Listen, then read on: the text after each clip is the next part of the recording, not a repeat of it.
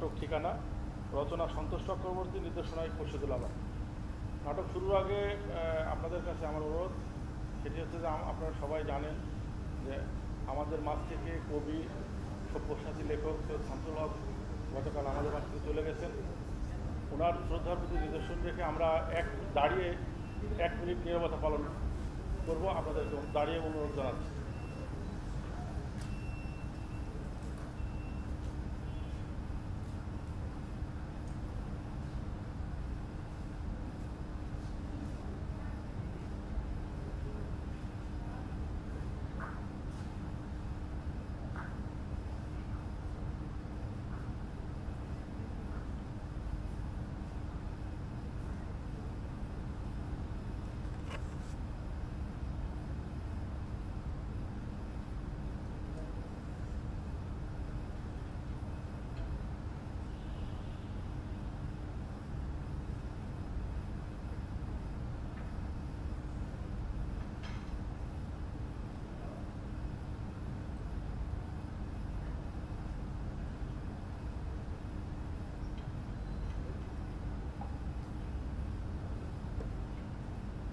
ধন্যবাদ আপনাদেরকে। আমরা আজকে নাটক দেখব ঠিকানা, রচনা সন্তোষ চক্রবর্তী, নির্দেশনা খোরশেদুল আলম। নাটকটি দেখার আগে আমার একটু অনুরোধ, সেটি হচ্ছে যে আপনাদের সবার কাছে একটি করে মোবাইল ফোন আছে, দয়া করে সেটিকে একটু নিয়ন্ত্রণ করবেন, কারণ আপনার মোবাইল ফোনটি দর্শক এবং অভিনেতা সবার অভিনয়ের ব্যাঘাত ঘটতে পারে। শুধু দর্শক, তাহলে আপনারা দেখুন নাটক ঠিকানা।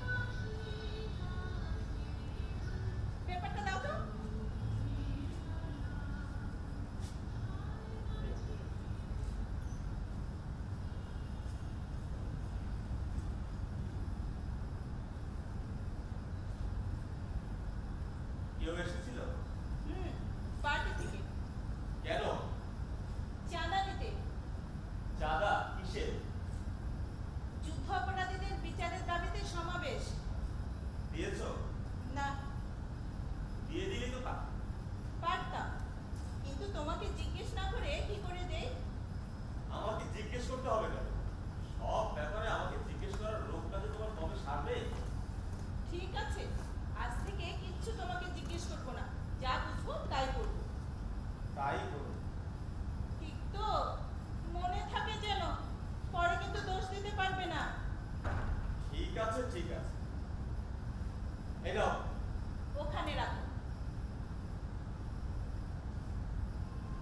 কাপ চা করতে পারবে? বাইরে যাওয়ার আগেই না খেলে? তাতে কি হয়েছে? বেশি চা খেলে শরীর খারাপ করে। আমার টেবিলটা একটু গুছিয়ে রাখতে পারো না? তুমি আছো কি করতে? অত নির্ভরশীলতা ভালো নয়, বুঝলে? নয় তো নয়। চা কি হবে? উফ, এক মানুষ বটে, যা বলবে তাই করবে। আর কে এসেছে? কে আবার? রাশেদ। রাশেদ?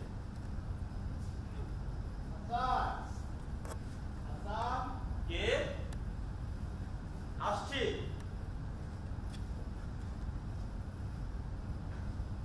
আরে সিদ্দিক ভাই যে, এসো এসো,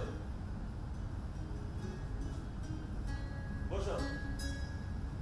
তারপর হঠাৎ মনে করলো নাকি? হ্যাঁ, হঠাৎই তো। আমার তো তবু হঠাৎ হলেও মনে পড়ে, তোর তো সেই সম্ভাবনাও নেই। আরে মনে ঠিকই পড়ে, কিন্তু সময়ের তো অভাব। এই লেখার টেবিল, কলেজ, পাবলিক লাইব্রেরি, এই বিভেদের জ্বালায় থিয়েটারটা পর্যন্ত ঠিক মতো দেখা হয়ে না। এক মিনিট, সুনন্দা, এক সুনন্দা, বলো। সিদ্দিক ভাই এসেছে, 2 কাপ করো। আচ্ছা। তারপর সিদ্দিক ভাই, এই তোমাদের পত্রিকায় সময়ের নামে কি খবর, কেমন চলছে? অনেকটা ওই ল্যাংচাতে লাংচাতে বলতে পারিস, তবে খুব কতদিন যে চালাতে পারবো ঠিক বুঝতে পারছি না। কেন? ওই যে কাগজের দাম যেভাবে বেড়ে চলেছে, তার সাথে পাল্লা দিয়ে বাড়ছে প্রিন্টিং কস্ট। তবে সবচাইতে বড় সমস্যা হচ্ছে তোদের মতো বড় বড় লেখকদের অবজ্ঞা। অবজ্ঞা? নয়তো কি, বড় বড় পত্রিকাগুলোর ব্যাপারে তোদের হাত একেবারে ধরা, আর আমাদের এসব ছোট ছোট পত্রিকাগুলোর ব্যাপারে। আমি কিন্তু তোমাদের পত্রিকার একটু নিয়মিত লেখক, তোমাদের পত্রিকার প্রথম সংখ্যা থেকে লেখা দিয়ে আসছি। হ্যাঁ, আমাদের পত্রিকায় লেখা দিয়ে দিয়ে লিখে লিখে হাত লাগিয়েছিস। অস্বীকার করছি না। হ্যাঁ, অস্বীকার করলে মেনে দিচ্ছি কে?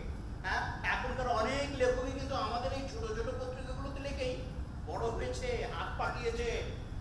আমার কথা যদি বলো তাহলে বলতে পারো, আমার লেখা প্রথম ছাপার অক্ষরে বেরিয়েছিল তোমাদের পত্রিকা, সেই জন্য আমি কৃতজ্ঞ। কিন্তু তাই বলে সারা জীবন তোমাদের পত্রিকাকে আমার লেখা দিয়েই আসতে হবে এমন দায়বদ্ধ কিংবা চুক্তিবদ্ধ কিন্তু আমি নই। স্যার, ওরকম দাবি আমি করছি না। আসলে আমি বলতে চাইছিলাম ওই তথাকথিত বড় বড় পত্রিকাগুলোই আর আমাদের এসব ছোট ছোট পত্রিকাগুলো অনেক কষ্ট করে টিকে আছে। আমাদের এসব পত্রিকাগুলোর দিকে তোরা যদি একটু দরাজ হাত না দিস, তাহলে আমরা লড়াই করে টিকে থাকবো। লড়াই করার আগে চাটা খেয়ে চাঙ্গা হয়ে নিত। আরে ভাবি, এই হাতে না তুই চা তা কেমন আছেন ভাবি? ভালো না, কিন্তু এটা কি? যতদূর মনে পড়ে, আমি যখন ইউনিভার্সিটিতে ফার্স্ট ইয়ারে পড়ি, আপনি তখন লেখাপড়ার পাঠ চুকিয়েছেন। আর তখন সময়ের দামে নব্য সম্পাদক হিসেবে আত্মপ্রকাশের জন্য তরুণ উদীয়মান লেখক হাসান মাসুদের কাছে ছুটে আসতে লেখার জন্য। আর আমি তখন ছুটে আসতাম দেশপ্রেমের টানে। দেশপ্রেম না, এই তরুণ লেখকের ভালোবাসা টানে।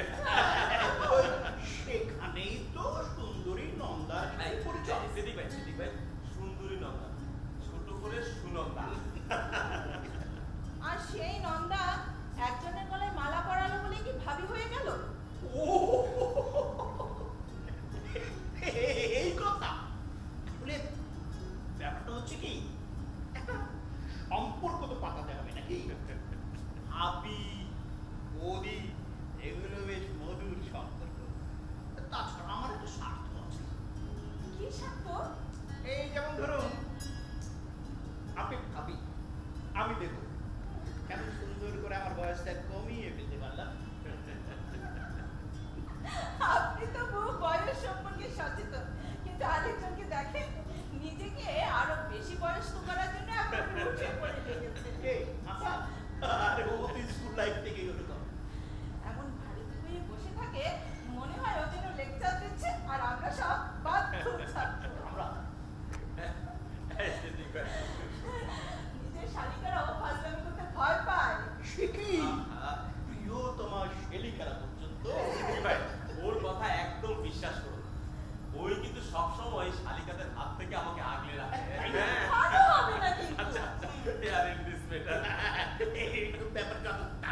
যায় ততই ভালো। কি ব্যাপারে গুগুনকে দেখছি না? স্কুলের জন্য রেডি হচ্ছে। সে কি এই একরত্তি মেয়ে সে আবার নিজে নিজে স্কুলের জন্য রেডি হচ্ছে? আর এই তো সময়, এই বয়স থেকে নিজের কাজ নিজে অভ্যেস না করলে স্বাবলম্বী হবে কি করে? হ্যাঁ, তাও সত্যি। আচ্ছা, তুমি যে কি বলো না, ও কি সব পারে নাকি? আমি তো করে দিই। জানে সকালবেলা উঠে কি জিজ্ঞেস করলো? কি জিজ্ঞেস করো? বললো, মা রাবণ কেন সীতাকে চুরি করলো? রাবণ কেন সীতাকে চুরি করলো? ওই আজকাল টেলিভিশনে সিরিয়াল গুলো দেখছি আর বলবেন না, সারাদিন ডোরেমন, সিআইডি, ইন্টেলিজেন্স। এই শোনো, আজ নয় থাক, এতদিন পর স্মৃতি পেলো, অন্য কোনো দিন যাওয়া যাবে। একই রে, কোথাও বেরোবি নাকি? না, এই সামান্য কেনাকাটা। তো বেশ তো যা না, আমি তো আরে না সিদ্দিক ভাই, ওই একটু শাড়ি কিনি, অথচ দেখো নিজে একা গিয়ে কিনতে পারছি না। পারি তো, কিন্তু পছন্দের ব্যাপারটা। আমি তো বলেছি তোমার যেটা পছন্দ সেটাই আমার পছন্দ। আমি কিন্তু চিরকাল তোমার পছন্দের উপর নির্ভরশীল। হ্যাঁ জানি জানি, আর জানি বলেই তোমার উপর মাঝে মাঝে আমার রাগ। আচ্ছা সিদ্দিক ভাই, তুমিই বলো, এই যুগের কোনো নারী সকল ব্যাপারে পুরুষের উপর নির্ভরশীল হবে, এই কথা ভাবা যায়? না হ্যাঁ দেখো, না না না না না, কখনো না কখনো না। বিশেষ করে এখনকার সময়ে নারীদের যখন জয় জয়গান, এই ধরো এই আমাদের দেশের প্রধানমন্ত্রী নারী, বিরোধী দলীয় নেত্রী নারী, সংসদের স্পিকার নারী, সব জায়গায় যখন নারী। পুরুষটা একজন হয়েছে, বলছি পুরুষটা একজন হয়েছে আমার বিরুদ্ধে।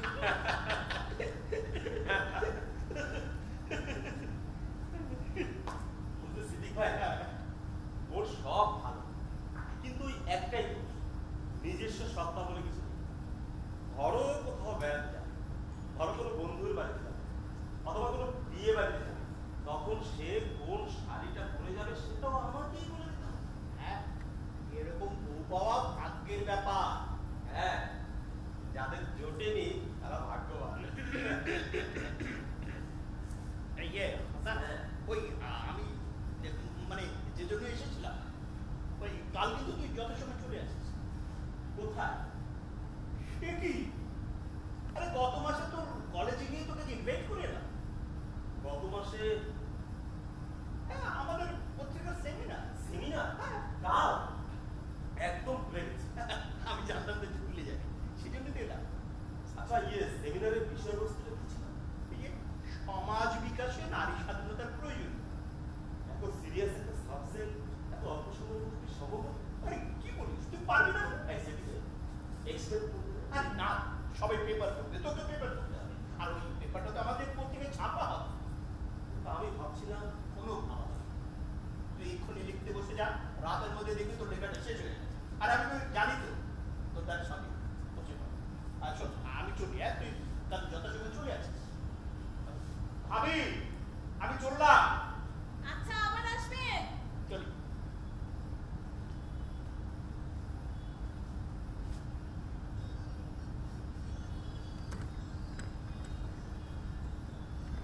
সুনন্দা, এই সুনন্দা, হ্যাঁ বলো। কি? এই হুমায়ুন আজাদের বইটা খুঁজে পাচ্ছি না, দেখো তো কোথায়? কোন বইটা? নারী। আচ্ছা, দাঁড়াও, এখানে রেখে।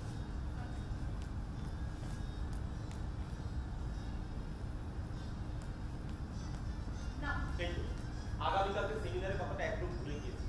ভাগ্যিস সিদ্দিক ভাই এসে মনে করিয়ে দিল, আজকে এই লেখাটা শেষ করবো। তুমি লিখতে বসো, আমি ভুবনকে রেডি করে দিই। ভুবন,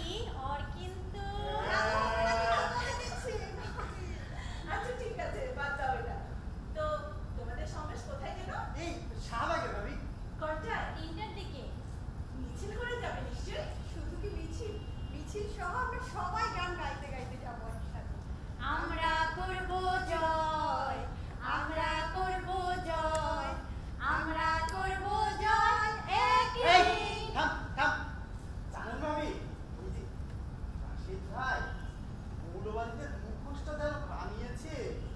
তাই নাকি? হ্যাঁ ভাবি। ইস, মিছিলে অনেক দূর দূর থেকে লোক আসবে। আরে ভাবি, এবার তো রেকর্ড হয়ে যাবে। হবে কি রে, হয়ে গেছে। সেই পরশু থেকে শাহবাগে মিছিল আসছে। হ্যাঁ ভাবি। কতদিন মিছিলে যায়নি, আমার না খুব দেখতে ইচ্ছে করছে। চলুন না ভাবি আমাদের সাথে। কোথায়? মিছিল দেখবে, খুব ভালো লাগে। না না থাকি বাবু, চলুন না। প্লিজ ভাবি, আপনার সঙ্গে আমার কলেজের বন্ধুদের আলাপ করে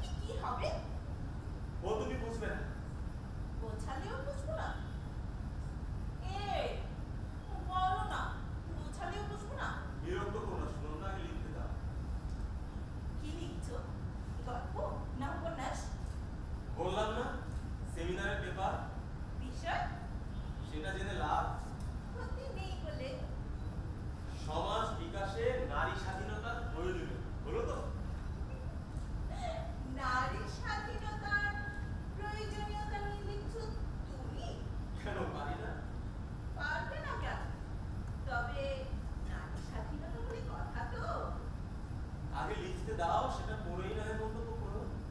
তবুও নিষ্প্রয়োজন। মানে মানে তোমরা যা লেখো তা বিশ্বাস করো না। আমার ক্ষেত্রে কথাটা একেবারেই খারাপ। তাই বুঝি? ঠিক তাই, সব রকমের স্বাধীনতা আমি তোমাকে দিতে চাই, তুমিই বরং না। হুম। আজ থেকে তোমার মত নিয়ে কিচ্ছু করবো না, এবং আজই আমি এক জায়গায় যাব। কেন? আজ কোনো বিশেষ দিন? আজ থেকে হলে কি অসুবিধা আছে? একেবারেই না। তাহলে বললে যে আচ্ছা বাবা, আচ্ছা, এবার একটু রেহাই দাও। দিতে পারি, যদি মাত্র নিতে দাও। এখন তো দেখছি এই বিয়ে করাটাই ভুল হয়েছে। আমার তোমারও? কেন? তোমার কেন? কারণ বিয়ে না হলে এখনো তুমি আমার পিছন পিছন ঘুরতে। আর এখন? এখন আমি নিজেই ঘুরছি। তাই বুঝি? তাই 100 বার তাই। তা তোমার মাপ নেওয়া হয়েছে? হয়েছে।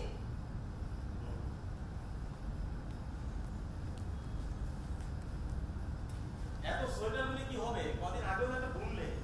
কোনটা আগেরটা? হ্যাঁ, ওটা তোমার জন্য না, আমার জন্য নয়, তবে কার জন্য? রাশেদের।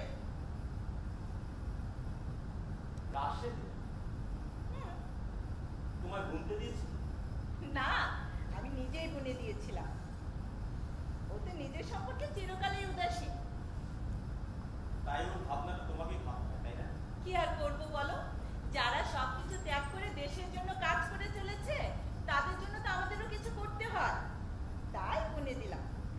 রংটা কিন্তু দারুণ হয়েছে, আর পোনাটাও। হ্যাঁ, মনের রঙে বোনা কিনা? কিছু বললে? না, বলছি মন দিয়ে বোনা কিনা ভালো হবে নাকি? গত এই মাসে মুহূর্তে তো আবার বৃষ্টি কি হলো বলতে না পারো? কদিন, দেখি কি রংচাটা সেলাই খুলে একটা সোয়েটার গায়ে পরে আছে, ওর কোনো ভ্রুক্ষেপেই নেই। তাই বুনে দিলাম। খুব সুন্দর রং। এই মুহূর্তে আমার কি মনে হচ্ছে জানো? কি? আমি কেন রাশেদ হলাম? তাহলে আমার জন্য তুমি ভাবো। তোমার জন্য আমি ভাবি না বুঝি? ভাবো, সত্যি ভাবো। আমি না ভাবলে আর কে আছে যে তোমার জন্য ভাবে? কেউ নেই, কেউ নেই সুনন্দা, তুমি ছাড়া আমার কেউ নেই। তবুও মাঝে মাঝে কিছু অগোছানো ভাবনা আমার মনকে ভারী করে তোলে। মনে হয় কি মনে হয়? তোমার আর আমার মধ্যে কোথায় যেন একটা ফাঁক রয়ে গেছে, একটা ফাঁকি রয়ে গেছে। আচ্ছা সুনন্দা, আমরা আমরা কেউ কাউকে ফাঁকি দিচ্ছি না তো? কাউকে ফাঁকি দিচ্ছি না? এই হাসান, এসব কি আবল-তাবল ভাবছো? আহা, এসব না ভেবে লেখাটা শেষ করো তো, ওঠো। সুনন্দা, আমি যখন লেখার টেবিলে বসি তখন তোমার খুব কষ্ট হয় না? আমি বুঝি তোমার কষ্ট। বিশ্বাস করো, আমার একটুও কষ্ট হয় না। তাছাড়া আমি তো আর একা নই, ভুবন আছে না, ওর দেখাশোনা করতে করতে কোন দিকে যে সময় বয়ে যায় আমি টেরই পাই না। এসব না ভেবে লেখাটা শেষ করো, চুপচাপ। সুনন্দা, তুমি কেন বুঝতে পারো না? তুমি আমার বিশ্বাস, আমার গর্ব, আমার অহংকার। সুনন্দা, তোমায় আজ আমি নতুন করে চিনলাম। এমন স্ত্রী যে কোনো স্বামীর পক্ষে গর্বে। এই যে তোমার ত্যাগ, তোমার সহনশীলতা, এর জন্যই আমি আজও লিখে যেতে পারছি। তোমার ত্যাগই আমার সৃষ্টি, আমার আনন্দ, সৃষ্টির আনন্দ। হলো না। হলো না? না, হলো না।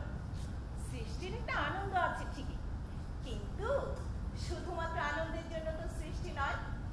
তোমরা যারা প্রগতিশীল লেখক বা শিল্পী বলে পরিচিত, তাদের একটা সামাজিক দায়বদ্ধতা আছে। সেক্ষেত্রে সৃষ্টিটা শুধুমাত্র আনন্দের জন্য নয়, সামাজিক দায়বদ্ধতার জন্য। ঠিক বলিনি? কিন্তু আমি ভাবছি এত সুন্দর করে কথা বলা তুমি শিখলে কি করে? ভেবেছো কেমন? তোমার যোগ্য হয়ে উঠতে হবে না? আপনার ওই লেখকের স্ত্রী বলে কথা। এই জানো, আমি না সব বলতে পারি, বুঝতেও পারি, কিন্তু কিছু করতে পারি না। কি করতে পারবো? আর কি করতে চাও তুমি বলো? কি করতে চাই ঠিক জানি না, তবে একটা কিছু করতে ইচ্ছে করে। প্রচন্ড রকম একটা কিছু, ভীষণ রকম একটা কিছু, ভালো লাগে এমন কিছু যা কিনা নিজেকে একেবারে বদলে দেবে। থিয়েটার করাটা ছেড়ে দিলে কেন? ধুর, ভারী তো অভিনয় করি। অভিনয় কিন্তু তুমি কোনোদিনও খারাপ করতে না। সমস্ত ইউনিভার্সিটিতে তোমার অভিনয় শোনাচ্ছে। সে তো তোমার জন্য, তুমিও অভিনয় করতে, কি ভুলে গেলে? না, ভুলিনি। এই এসো না, এখন একটু অভিনয় করি। ধুর, সে হয় আরে হবে না কেন, শুরু করলেই হবে। না। আরে প্লিজ প্লিজ প্লিজ এসো না। কোনটা? আরে রক্তকরবীর সেই দৃশ্যটা, আরে সেটাই তো ছিল তোমার আর আমার মধ্যে মেইন অ্যাট্রাকশন। ঠিক আছে, আমি প্রথম শুরু করছি, কেমন? এসো।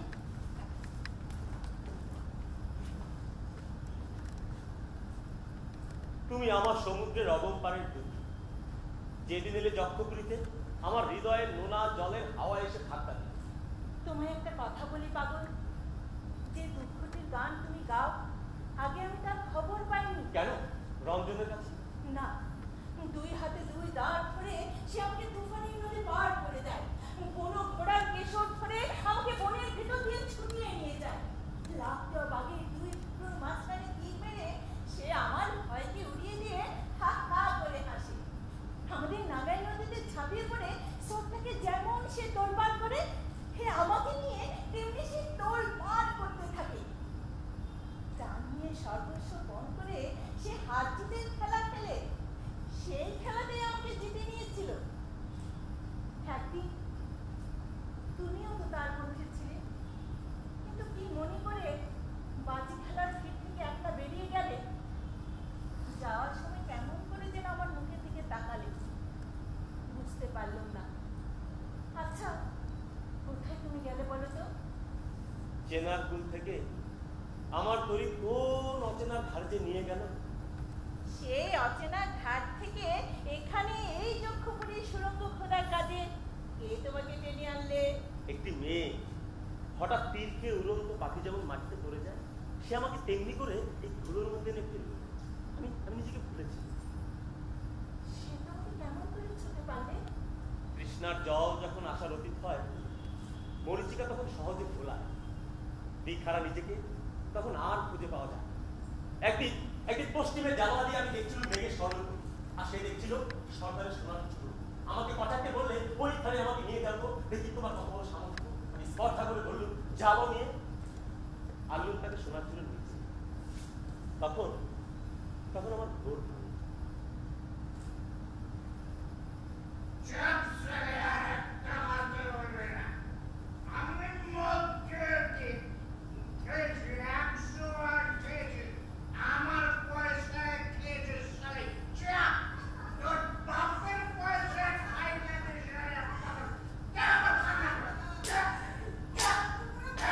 কি ব্যাপার, এত চেঁচামেচি কিসের? রোজ যা হয়, রাতে দিনে মধ্যে এসে বউটাকে মারছে।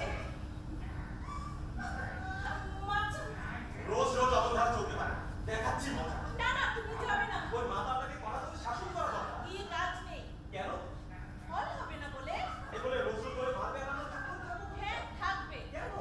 কারণ ওই মাতালটার ধারণা মাকে বোটায় মানুষজন ডেকে নিয়ে আসে তাকে শাস্তা করার জন্য। তাই না?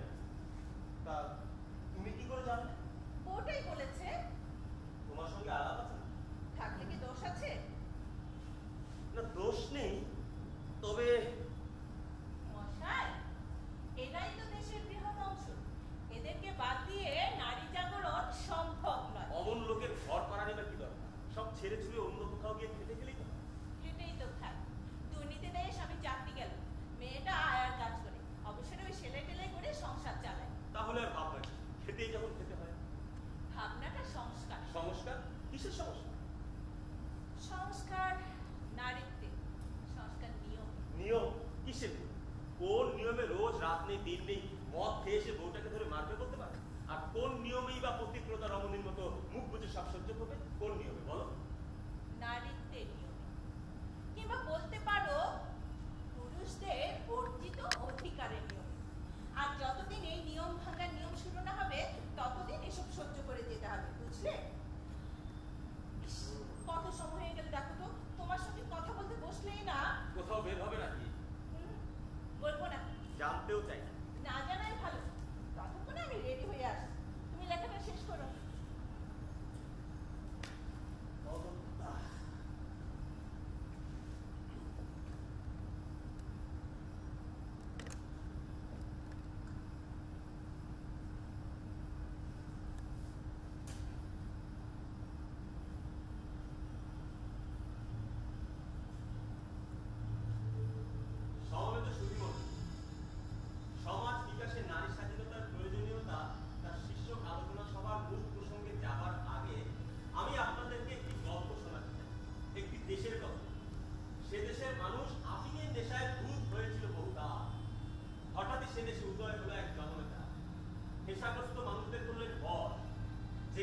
দর্শকদের দাঁড় করালেন আসরের শত্রুদের সামনে।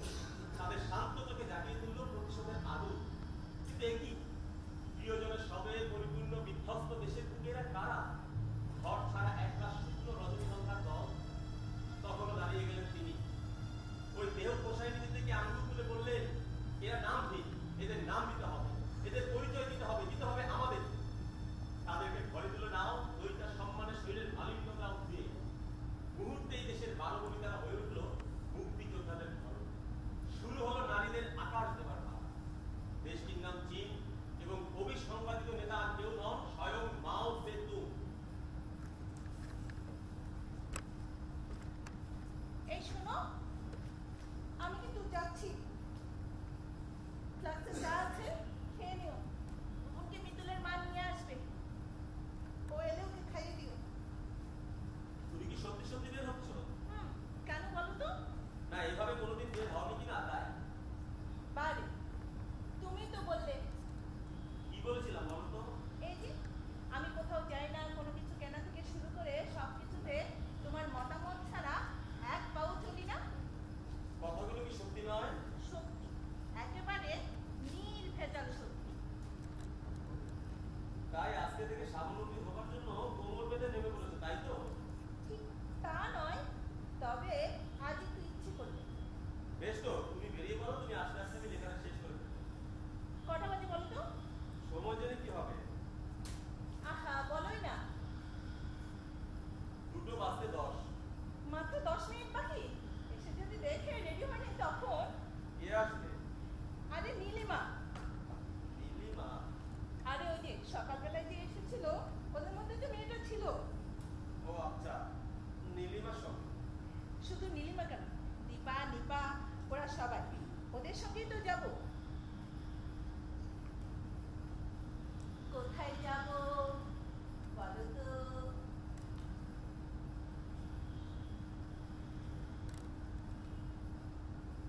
মিছিল? মিছিলে। কতদিন মিছিলে যায়নি। ওরা এত করে বললো, যে বারণ করতে পারবে না, তাই তো? তুমি হলেও পারতে না। তাহলে তুমি মিছিলে যাচ্ছ? কথা দিয়ে না গেলে কি ভালো দেখায় বলো? অনেক কিছুই তো ভালো দেখে। ওরা এত নাচুর কথা না হলে আমি মিছিলে যাওয়ার কথাটা বলতাম না। আজকের মতো যাই, আর কখনো এভাবে কথা দেবো না। কথা দেবার আগে আমার মতামত দেওয়া উচিত ছিল। এতকাল তো তাই নিয়েছি। আদৌ ছিল? ছিল। নাওনি কেন? ভেবেছিলাম তোমার অমত থাকবে না। কিসে বুঝলে? তোমাকে তো চিনি, জানি, তাই ভাবলাম। তাই ভাবলে ওই মিছিল মিটিংয়ে আমার কোনো আপত্তি থাকে না, তাই তো? কিন্তু আপত্তি আছে। এখন নিশ্চয়ই ভুলটা বুঝতে পারছো? হ্যাঁ, বুঝতে পারছি। শুধু যে বুঝতে পারছি তা নয়, মর্ম মর্ম উপলব্ধিও করছি। তাহলে শুধরে নাও, কি করবো? মিছিলে না গিয়ে। সে হয় না। তার মানে তুমি মিছিলে যাবেই? যেতে আমাকে হবে। আমার নিষেধ থাকা সত্ত্বেও? আমার পক্ষে মিছিলে যাওয়াটা কি আর 10টা বাড়ির বিয়ের মতো মোটেই শক্ত নয়। তোমার নাকি আপত্তি থাকতেই পারে না? হ্যাঁ পারে। সেটা যদি ওরা জানে, তোমার জন্য খুব একটা গৌরবের হবে না? তাহলে অন্য কোনো অসুবিধার কথা বলো। কি বলবো? তোমার নিজস্ব কোনো সমস্যা? অর্থাৎ অন্য কোনো ছোট দিকে এড়িয়ে যেতে বলছো? একটা সামান্য ব্যাপার নিয়ে তুমি একটা ইমোশনাল হয়ে পড়ছো। তুমি সিনেমা দেখো, থিয়েটারে দেখো, বন্ধুর বাড়িতে বেড়াতে যাও, কোথাও আমার কোনো আপত্তি নেই। শুধুমাত্র ওই মিছিলে যেতে হবে। কিন্তু কেন বলো তো? আজ গোটা বাংলাদেশের মানুষ যেখানে যুদ্ধ অপরাধীদের বিচারের দাবিতে রাজপথে মিছিল, সভা, সমাবেশ, মানববন্ধন করছে, সেখানে আমি কেন যুদ্ধ অপরাধীদের বিচারের দাবিতে ওই রাজপথে মিছিলের সমাবেশে যেতে পারবো না? বিচার? কিসের মিছিল? যেখানে রাজাকারদের গাড়িতে স্বাধীন বাংলাদেশের পতাকাও নেই, মৌলবাদের উগ্র আস্ফালনে গুলিয়ে যায় শান্তির বলাকা, জঙ্গিদের বোমা হামলায় সাধারণ মানুষ থেকে শুরু করে বিচারণের পর্যন্ত রক্ষা পায় না, মেধাবী ছাত্রের লাশ করে থাকে শিক্ষাঙ্গনে। সে কিসের জন্য? কার মদদে? তুমি বোঝো না? তুমি জানো না? জানি, বুঝি। তাই জেনে বুঝেই সিদ্ধান্ত নিয়েছি মিছিলে আমি যাবো। জি 100 টাকা দেবে? হ্যাঁ হ্যাঁ ঠিক আছে রেকর্ড হ্যাঁ ঠিক আছে বাবা, কি রাত! টাকাটাও হাতে দিতে পারলো না।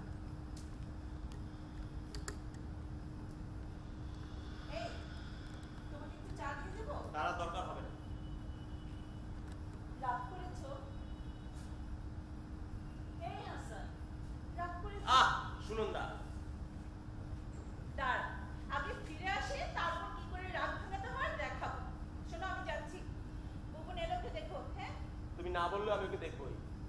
নিশ্চিন্ত হলাম। তোমার নিশ্চিন্ত হতে কোনো কিছু যায় আসে না, কারণ ও আমার একমাত্র সন্তান।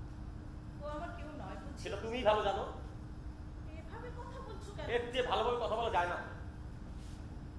আচ্ছা, আমি ফিরে না এলেই কি তুমি খুশি হও? খুশি না হলেও অন্তত দুঃখিত হবার মতো কোনো কারণ নেই। তবে প্রার্থনা করো আমি যেন আর ফিরে না আসি। কারণ প্রার্থনায় কিছু যায় আসে না সুনন্দা, মানুষের ইচ্ছেটাই সব। বেশ, তবে আমারও ইচ্ছে রইল ফিরে এসে তোমার রাগ ভাঙাবো। ফিরে আসার পর এই দরজাটা যদি খোলা। Please Hasan, don't be serious. I am too much serious about it. তুমি এত সিরিয়াস হবে জানলে আমি মিছিলে যাওয়ার কথাটা বলতাম না। তুমি কোনো ধরনের পলিটিক্যাল প্রোগ্রামে জয়েন করো, সেটা আমি চাই না। অপরাধীদের বিচারের দাবিকে তুমি শুধুমাত্র পলিটিক্যাল হ্যাঁ প্রোগ্রাম বলছি, বলছো? শুধুমাত্র পলিটিক্যাল প্রোগ্রামই নয়, পলিটিক্যাল স্টেট। তুমি কি বলছো? ঠিকই বলছি। কতগুলো রঙিন পোস্টার, ব্যানার, ট্যাবলো দিয়ে ওই মৌলবাদীদের আটকানো যায় না, চাপ না। তার মানে আজকের দিনে যত বিক্ষোভ সভা সমাবেশ সবকিছু নিরর্থক। শুধু নিরর্থকই না, শূন্য আস্ফলন ছাড়া কিছু না। যত সব বুঝছো। না হয় বুঝলোকেই করতে গেলাম, তাতেও তোমার এত আপত্তি? আমার স্ত্রী হয়ে তুমি এসব কাজ করতে পারো না। তোমার স্ত্রী হলে আমি অত্যন্ত সাধারণ একটা মেয়ে। দেখো সুনন্দা, এখানে সাধারণ অসাধারণের কথা নয়, কথা একটাই, তুমি রাজনীতি করো, সেটা আমি পছন্দ করি না, ব্যাস। অনেক মেয়েরাই তো করছে। যারা করে করুক, তুমি করবে না। কেন? সব কেন জবাব হয় না। বরং বলো এই কেন জবাব তোমার ছুরিতে নেই। সুনন্দা, তোমার খালাতো বোন মালা, সেও তো রাজনীতি করে। একসময় তুমিও রাজনীতি করতে। সেটা তো কলেজ লাইফে। তখন বুঝিয়েছিলে রাষ্ট্র ব্যবস্থার আমূল পরিবর্তনের জন্য এই নারীদেরও কিছু ভূমিকা থাকা দরকার। চেষ্টাও করেছিল অন্য সব মেয়েদের মতো আমাকেও রাজনীতিতে আনতে। কিন্তু তখন তো পারিনি। তখন আমি ছিলাম বাবার অধীন। তোমার কথা মতো রাজনীতি করলে আমার কলেজ যাওয়াই বন্ধ হয়ে যেত। তাছাড়া তোমার সঙ্গে দেখা করার কোনো সুযোগই আমার থাকতো না। এই জানো তোমাকে আমি কেন ভালোবেসেছিলাম? তোমার স্পিরিটেড লিডারশিপ আমাকে মুগ্ধ করেছিল। ক্লাসরুমে তোমার গা গরম করা বক্তৃতা, ছাত্র জনতার হাততালি, মিছিল, মিটিং সব মিলিয়ে কেমন যেন একটা গতিময় জীবন ছিল। আজ সেই তুমি কিনা পট পরিবর্তনের সাথে সাথে গতিরও পরিবর্তন। পরিবর্তন হয় জীবনে। তাছাড়া ছাত্র জীবনের উন্মাদনা এই পরিণত বয়সে এসে থাকে না। কি বললে? উন্মাদনা? হয়তো কি তোমার মূল্যবোধগুলো পাল্টে গেছে হাসান। সেটাই স্বাভাবিক। না, স্বাভাবিক নয়। নিজেকে তুমি যতই প্রগতিশীল বলো না কেন, আসলে তুমি একজন ক্যারিয়ার। সুনন্দা, যা লেখো তা বিশ্বাস করো না। মানুষের মনোযোগ দিয়ে লেখো, চাহিদা অনুযায়ী যোগান দাও। সুনন্দা, প্রগতিশীল প্ল্যাটফর্মকে ব্যবহার করে তুমি আরো আরো অনেক উপরে উঠতে চাও। Sunanda, you will please stop. তোমার মধ্যে স্বৈরাচারী মনোভাব স্পষ্ট হয়ে উঠেছে। কি বললে তুমি? কি বললে? আমার মধ্যে স্বৈরাচারী মনোভাব দেখতে পাচ্ছ? অনেক কথাই শিখে ফেলছো দেখছি। না, শিখিনি কিছু, শেখার চেষ্টা করছি মাত্র। এই যে মার্কস এঙ্গেলের রচনাবলী, কমিউনিস্ট ম্যানিফেস্টো, লেনিনের নারী মুক্তি প্রসঙ্গ, এসব তুমি আমাকে জোর করে পড়িয়েছিলে। তখন বুঝতে পারিনি এই সমস্ত তোমার বই পড়ে তুমি আমার মধ্যে স্বৈরাচারী মনোভাব করতে।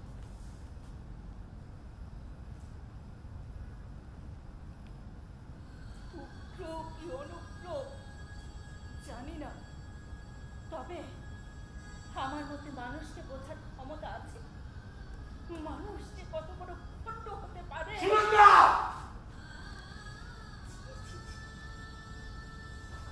এই আমার স্বামী, যাকে নিয়ে আমার গর্বের শেষ ছিল না, সেই মানুষটা এত নিচে নেমে গেছে। বুঝতে পারিনি ওটা তোমার পোশাকেরও খোলস মাত্র। চমৎকার, চমৎকার। কথিত আছে যে আক্রমণই হলো আত্মরক্ষার একমাত্র হাতিয়ার। আর খোলসের কথা কি যেন বলছিলে? এই মুহূর্তে তুমি তোমার নিজের খোলস থেকে কি বেরিয়ে আসতে পেরেছো? তার মানে অস্বীকার করতে চাও? ওই মিছিলে যাওয়াটাই তোমার একমাত্র উদ্দেশ্য নয়? আর কি উদ্দেশ্য থাকতে পারে? কি বলো, থামলে কেন? বলো, কথাটা যখন জিভে নামে চলে এসেছে বলেই ফেলো। যাও, যাও, তুমি মিছিলে যাও, সে তোমার জন্য অপেক্ষা করছে। তোমার প্রণয় প্রার্থী ওই রাশি। আমি কিছু বুঝি না ভেবেছো? এই যে চুপিসারে ওর এ বাড়িতে আসা, ওর জন্য চা খাবারের ব্যবস্থা করে দেওয়া, ওই সুইটার কিনে দেওয়া, এসব অর্থ আমি কিছু বুঝি না ভেবেছো? অস্বীকার করতে পারো তার সান্নিধ্য তোমাকে আনন্দ দেয় না? অস্বীকার করতে পারো সে তোমায় প্রত্যাশা করে না? চুপ করো। অস্বীকার করতে পারো সে তোমায় মনে মনে আদৌ কামনা করছে না? বলো না, বলো না, ওই নোংরা কথাগুলো মুখে উচ্চারণ করো না। কেন? লজ্জা পাও? লজ্জা পাও তো? লজ্জা না। ও বলতে পারো, আর বলতে গেলে ঠিক না। একদিন বাদে ধরে পিছিয়ে পিছিয়ে যাওয়ার জন্য তো আগ্রহ কেন? আমি কিছু বুঝি না। না, বোঝো না। বুঝলে আমি সন্দেহ করতে পারবে না। সন্দেহ নয়তো কি? শাক দিয়ে মাছ ঢাকার চেষ্টা করো।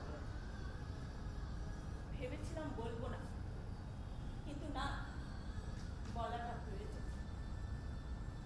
হ্যাঁ, রাশেদের সঙ্গ আমার ভালো লাগে, কিন্তু সেই ভালো লাগায় কোনো কালিমা নেই। রাশেদ আমাকে দেশ বিদেশের গল্প শোনায়, লাতিন আমেরিকার লড়াইয়ের গল্প, নিকারাগুয়ার সংগ্রামের গল্প, তিনমিন স্কোয়ারের ঘটনার বিশ্লেষণ করে সে আমার উপলব্ধির স্তরকে উন্নত করতে সাহায্য করে। বায়ান্নের ভাষা আন্দোলন, ৭১-এর মুক্তিযুদ্ধ, যা তোমার সম্পর্কে আমি জানতে পারিনি, রাশেদ, হ্যাঁ, রাশেদ আমার সেই না জানার ব্যর্থগুলোকে দিয়ে দিয়েছিল। এতদিন বাদে আজ তাহলে তুমি স্বীকার করছো যে রাষ্ট্রের সঙ্গে তোমার ভালো লাগে?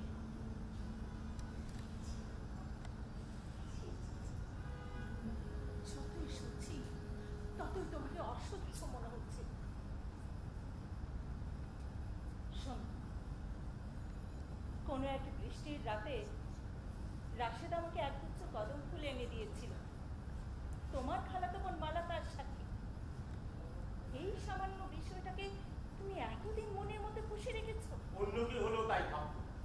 তোমাদের অবাধ মেলামেশা কোনোদিনও স্বাভাবিক মনে হয়নি আমার। বরং বলো, স্বাভাবিক দৃষ্টিতে দেখতে চাওনি কখনো? আমার দৃষ্টিভঙ্গিটাও কি তুমি ঠিক করে দেবে? এত অহংকার তোমার, নিজের উপর তোমার গভীর আস্থা, তাই না? অথচ তুমি নিজেই জানো না তুমি কত সাধারণ। আলগা পলিস্টারের মতো তোমার এই উপরকার চেহারা, এই ভেতরটা কদর্য। Sunanda, don't cross your limit. কি করবে? কি করবে তুমি? তোমার যে ওই মাঠ ময়দানে কাজ করা রাশেদ আমার কাছে ঢের নির্ভর। তবে যাও, যাও তার গলায় দিয়ে ছুঁড়ে পড়ো। এখানে দাঁড়িয়ে দাঁড়িয়ে সতীত্বের বড়াই করো না। কি বললে? সতীত্ব? তুমি না বলতে সতীত্ব একটা কুসংস্কার? সাবধান সুনন্দা, সীমা মেনে কথা বলো। আমার সীমানাটা কি তুমি ঠিক করে দেবে? আলবত আমি তোমার স্বামী। স্বামী? তোমার কথাটা ওই মাতালটার মতোই শোনাচ্ছে। এই কি বলতে চাইছো তুমি?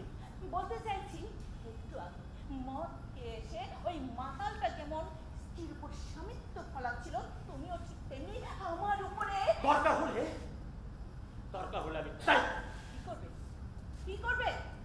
বলো কি করবে? এই বলো না কেন, কি করবে? বলছি বেশি বাড়াবাড়ি করলে পারতে আমাকে।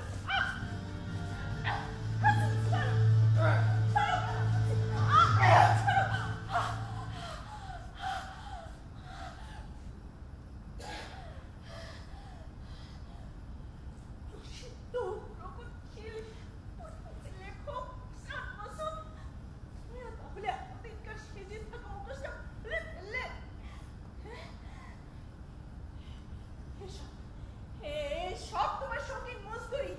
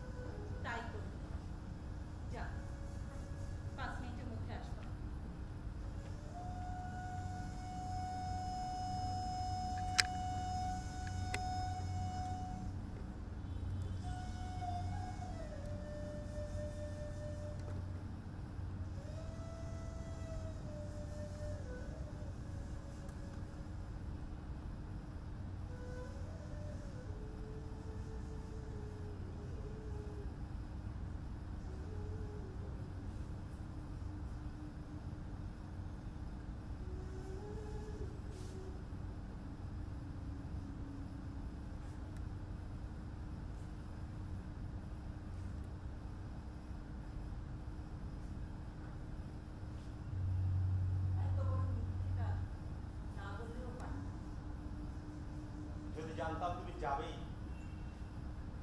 তাহলে হয়তো বলতাম। আমি না গেলেও এই সত্যি কথাটা তুমি বলতে পারতে। নারী প্রগতি সমাজ ব্যবস্থার বিশ্লেষণ নিয়ে সেমিনারের প্রথম পত্রিকায় যা বলো তা তোমার মনের কথা নয়, বলতে পারতে। সেমিনারে মিছিল মিটিংয়ে যাই বলে তোমার স্ত্রীকে তুমি পছন্দ করো না, বলতে পারতে। ভালোবেসে বিয়ে করা বউকে অন্য পুরুষকে জড়িয়ে সন্দেহ করে বলে তাকে ঘর থেকে বেরোতে দিতে চাও না, বলতে পারতে। পারতে না।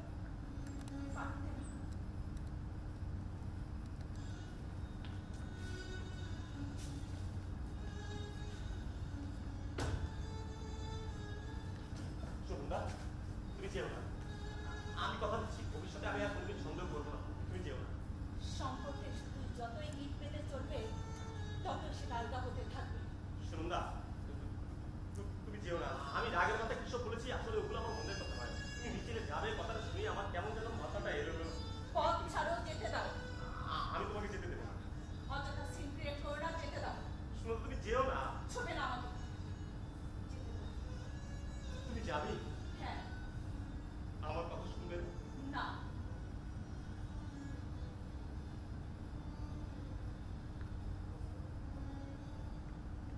বেশ,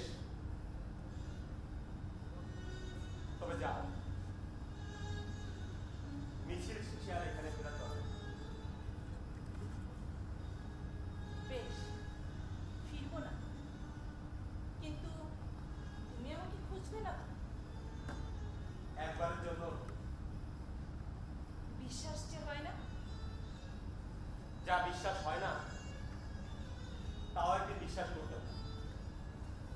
আমি তোমার স্বামী, তোমার লিগের গার্জিয়ান। আমাকে উপেক্ষা করে তুমি যদি কিছু করো তাহলে তার দায়িত্ব তোমার, আমার না। কথাটা তোমার বাবাকেও জানিয়ে দিই। থাক, এসব বলে বাবাকে বিব্রত না করলেও চলবে, কিন্তু একটা কথা মনে রেখো, যে বাবাই হোক আর স্বামীই হোক, তাদের ইচ্ছেটাই সব নয়, শেষ কথা নয়। এই নারীদেরও একটা নিজস্ব চিন্তা চেতনা থাকে, অন্তত থাকা উচিত। এই কথাটাই প্রমাণ করার সময় এসেছে। সাথে সাথে নিজের ঠিকানাটা নিজেই খুঁজে নিও। বেশ, তবে তাই হোক। মিছিলেই হোক আমার শেষ ঠিকানা। আর যদি কখনো খুঁজে পেতে চাও, ওই মিছিলেই খুঁজে পাবে।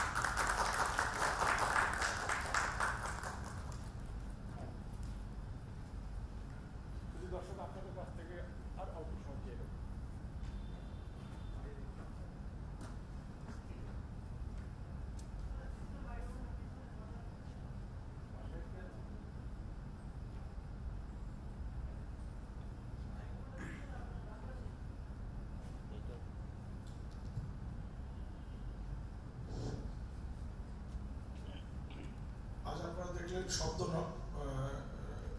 নাট্য চর্চা কেন্দ্রের নাটক ঠিকানা, রচনা সন্তোষ চক্রবর্তী, নির্দেশনায় খোরশেদুল আলম। চমৎকার একটি উপস্থাপনা আমরা দেখলাম। আমি এখন অনুরোধ করব বাংলাদেশ গ্রুপ থিয়েটার ফেডারেশনের কেন্দ্রীয় পরিষদ সদস্য, রাজশাহী বিভাগ, কামালউল্লাহ সরকার কামাল ভাইকে আমি অনুরোধ করবো আমাদের মাঝে আসার জন্য।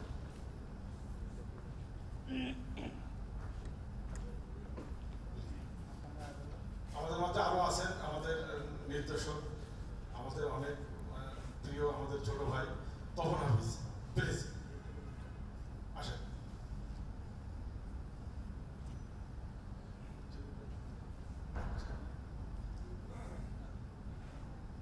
আমাদের খুশি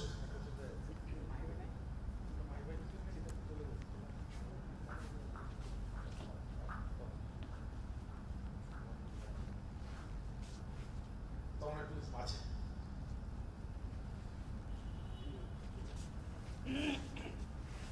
এখন উত্তরে পড়িয়ে দিচ্ছেন কামালউল্লাহ সরকার কামাল ভাই, পড়িয়ে দিচ্ছেন তপন হাফিজ, নাট্য নির্দেশক তপন হাফিজকে।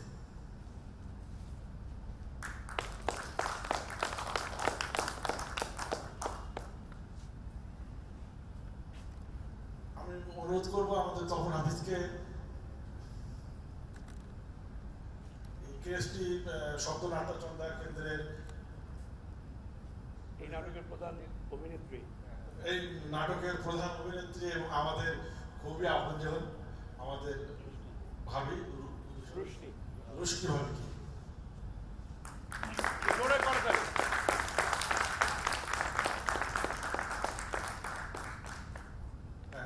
তখন হাফিজকে কিছু বলার জন্য আমি। সুপ্রিয় দর্শক, আসলে আমার তো বলার কথা নয়, আপনারা বুঝতে পেরেছেন। আরেকজন অতিথি ছিলেন মাহিবী চৌধুরী, আমাদের কবিতা আবৃত্তি শিল্পী। উনি বিশেষ প্রয়োজনে চলে গেছেন। আর আমরা নাটক পাগল মানুষ, নাটকের মানুষ, প্রতিদিন নাটক দেখি। তখন যে কোনো ওই মাহিবী এসছে অলরেডি, মাহিবীকে অনুরোধ করছি মঞ্চে আসবার জন্য। মাহিবী আসুন। আর আমি একটু ফাঁকি বলে নিই, যেহেতু কথা বলার সুযোগই হয়েছে, যে শব্দের এই নাটক ঠিকানা আপনারা নিশ্চয়ই দেখে অনুভব করছেন যে এই গল্প আমাদের সবার গল্প, সকলের গল্প। এই নাটক অন্তত প্রতিদিন না হলেও মাসে বছরে একবার আমাদের মধ্যে অনুধাবন হওয়া দরকার এই ধরনের পাণ্ডুলিপি। সেই জন্য নির্দেশক খোরশেদুল আলম আমার অত্যন্ত প্রিয় বন্ধু, তাকে সাধুবাদ জানাই এরকম পাণ্ডুলিপি নিয়ে কাজ করবার জন্যে। আর নাটকের যে প্রেক্ষাপট, প্রধান অভিনেত্রী আমাদের রোশনি ভাবি, উনি অত্যন্ত নাটক পাগল মানুষ, আমাদের মতোই প্রতিদিন প্রতিনিয়ত নাট্য চর্চার সঙ্গে আছেন। আপনাকে সাধুবাদ জানাই আপনি চরিত্রে অভিনয় করার জন্য। ধন্যবাদ সকলকে। জয় হোক মানুষের, জয় হোক নাটকের। অনুষ্ঠানে একটু বলতে হয়ে গেছে,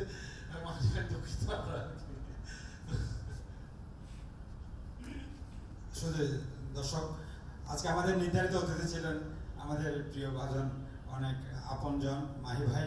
কিন্তু মাহি ভাই একটু শারীরিক অসুস্থতার কারণে বাইরে গিয়েছিল। আমরা আগামীতে জাতীয় নাট্যসভা মাহি ভাইকে আরেকদিন নিয়ে যাব। তারপরেও মাহি ভাই যদি কিছু বলেন আর কি। সবাইকে অভিনন্দন জানাচ্ছি শব্দ নাট্য চর্চা কেন্দ্রের সকল বন্ধুদের তাদের আজকের পরিবেশনার জন্য। আর আপনারা সবাই আমার মতো শোকাহত আমাদের প্রাণপ্রিয় কবি এবং নাট্যকার সৈয়দ শামসুল-হকের প্রয়াণে। বাংলাদেশের নাট্যচর্চার অন্যতম প্রধান প্রাণ পুরুষটাকে হারিয়ে আমরা সবাই শোকাহত। তার প্রতি গভীর শ্রদ্ধা জানাচ্ছি এবং আপনাদের নাট্যচর্চার উত্তর সমৃদ্ধি প্রত্যাশা করছি। সবাইকে ধন্যবাদ। ধন্যবাদ সবাইকে। শুধু দর্শক, প্রতিদিন নাটক হচ্ছে। আগামী 11 তারিখ পর্যন্ত জাতীয় নাট্য উৎসবে নাটক রয়েছে। আপনারা যারা আসছেন প্রতিদিন আসলে পরে আমরা অনুপ্রাণিত হব। জয় হোক নাটকের, জয় হোক মানুষের।